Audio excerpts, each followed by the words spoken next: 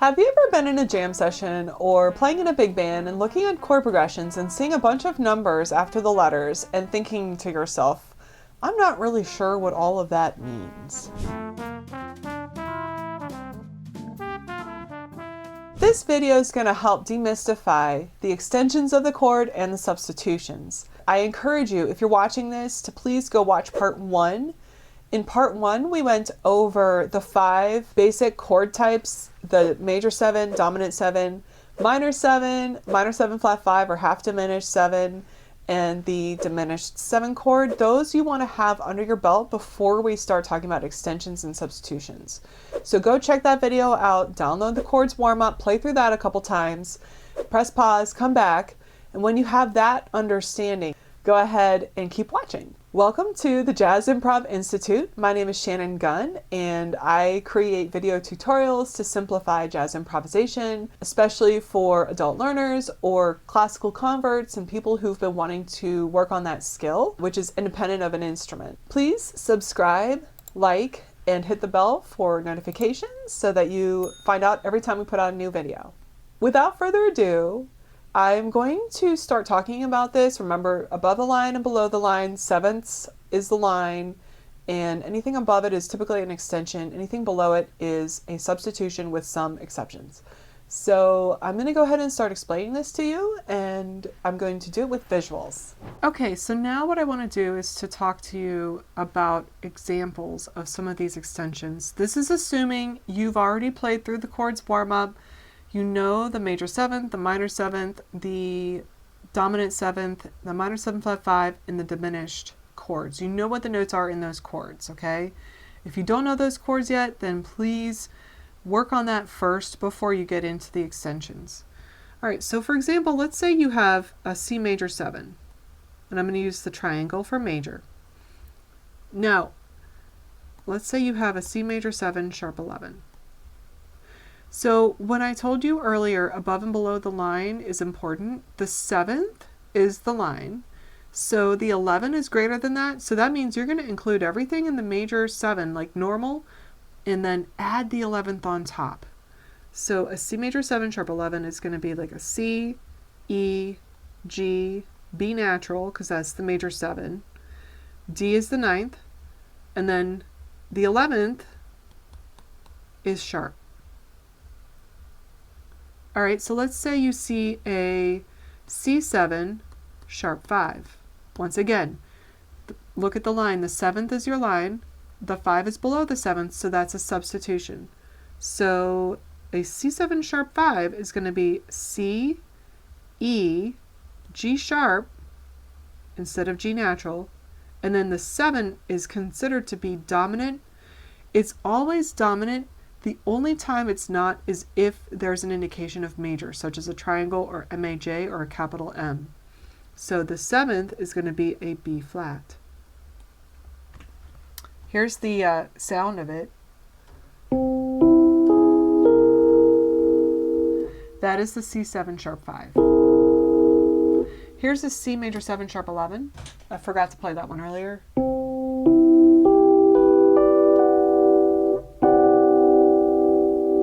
So let's look at another one. Now here's another example. What about this alt chord? ALT. From my experience, here's what it includes. Okay, so the word alt is like, how do you know if that's above the line or below the line? So it uses a lot of substitutions and extensions. If you see an alt chord, you're going to play the tonic. This includes the flat 9, the sharp 9, sharp 4, and sharp 5. This is the typical way of playing it, okay? This is what I've seen, this is what I've heard, this is what I've seen people do.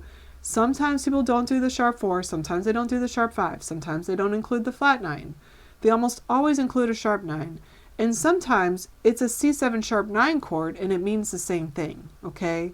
So it just kind of depends on who's writing it. The nomenclature is not always cut and dry. But if you do these chordal tones, you will be correct if you see an alt chord. Okay, so what does that mean? All right, so you're going to do a C. You're going to do a flat 9 instead of a regular 9. and a sharp 9, which is the same as a flat 3. So you're going to include that flat 3. Actually, I'm going to do it as a scale because it's just so stacked. It's really hard to explain without the scale. So here's the D flat. Okay, so here's the sharp 9. Now, the third is still normal. It includes a normal third. Okay? Because that's how people play it. The third is not substituted. You keep the third. Keep a major third, just like a regular dominant chord. But instead of playing a regular 4, you're going to substitute a sharp 4. Instead of playing a regular 5, you're going to substitute a sharp 5.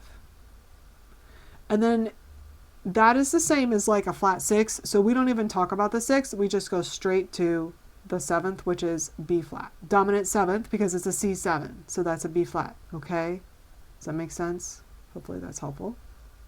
And so when you're voicing it, I'm going to put a C7 alt voicing here that I like to use. This is a very simple, this is how I always voice it when I'm just trying to do 3 horns. So C is in the bass, and I always have the third on the bottom, the natural third, the regular third. Okay, so this is the tonic, this is the third. Then I put the 7th. Then I put the flat third. So you have a natural third and a flat third in the same voicing. Here's what it sounds like.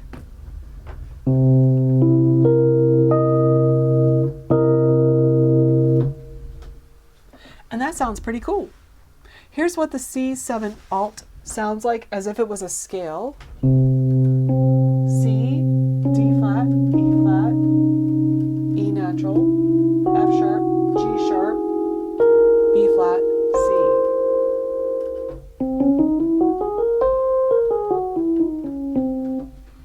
So this scale is actually called the alt scale, and you could utilize the scale and it is the chord, okay? It's basically the same. And so I hope that's helpful. All right, so let's do another one. Let's do a 13th chord. So let's say you see a 13. Well, that's above the line. That's above the 7. So you're going to include all the notes below it, and it's not substituting.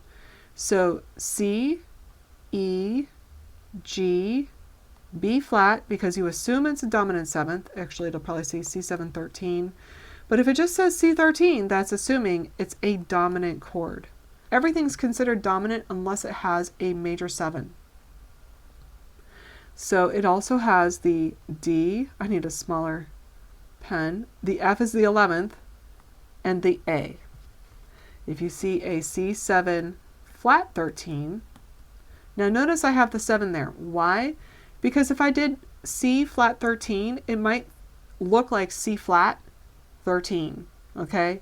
So in this case, if I do a flat 13, I almost never exclude the 7th. I always put the 7th in, and I always have parentheses around it. So that would be a C, E, G, a B flat, regular 9, regular 11, flat 13. Now, you would probably omit the 11th and maybe the 9th as well. Another very important chord is your C7 flat 9. Notice the flat 9 is above the 7, so that means you're going to keep everything below the 7 like normal. So C, E, G, and B flat. And then the D is also flat. It's a flat 9 instead of a regular 9. And that's often an indication of the fact that you're in minor, you're moving through a 2-5 in minor towards the minor 1. All right, so what if you have a C7 flat 9 flat 13? Okay, no big deal. C, E, G, B flat, D flat is your flat 9, F, A flat. Now, if you see these chords and you are more along the lines of a beginner, which you're probably not if you're this far in the video, but if you want, you can. Notice how all these chords have C, E, G, and B flat in them. You can just play a C7 on your guitar And it will not clash. Because notice, all of these have extensions. They're not substitutions. Okay? But if you see a C7 sharp 5 or a C minor 7 flat 5, those you absolutely have to play exactly as written. Because the 5s are below 7, so they're substituting. The sharp 5 is substituting for the 5, so you cannot play a C7 there. You've got to actually adjust to reflect the sharp 5 or the flat 5. You couldn't play a C minor 7 for that because it has to have a flat 5 because it's below the line. But whenever you see a dominant chord, which is any chord that doesn't have a major symbol, then you can. So all of these, you can substitute a regular dominant chord and it's not going to be wrong. It's not going to have all the extensions of the chord as the composer intended, but when you're first learning, that might be something that could be potentially kind of helpful for you, okay? All right, so I hope that's helpful. Let me know if you have any other questions in the comments. I hope that was really helpful for you. I'm very thankful for everybody listening and watching. Please subscribe, hit the bell, turn on notifications. Please consider joining the Jazz Improv Institute community. Happy practicing.